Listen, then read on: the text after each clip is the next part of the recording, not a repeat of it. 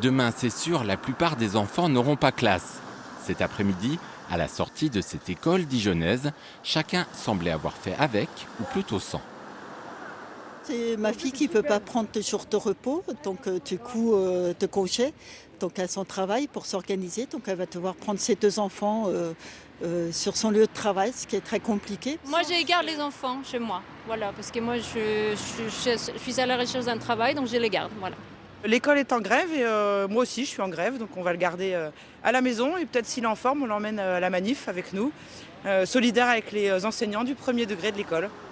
Sortie en manif, découverte du travail de papa ou de maman, ou pour les enfants les plus chanceux, garde à la maison. Certains parents ont demandé de l'aide à leur nounou. Ainsi, Aline gardera Oscar et Roman non pas 2 ou 3 heures après l'école, mais toute la journée, comme jeudi dernier.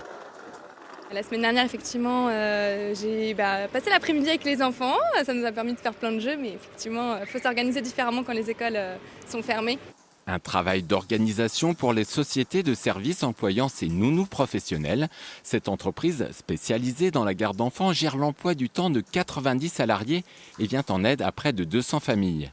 Et malgré la grève, ici, on a pu faire face à de nouveaux clients et à de nouvelles demandes.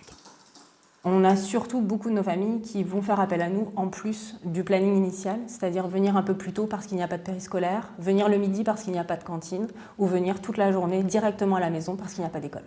Parents, grands-parents, nounous ou même SMA, comprenez service minimum d'accueil. À Dijon, comme jeudi dernier, il sera en service et assuré aux heures normales de classe à la salle Chambellan. En peinture,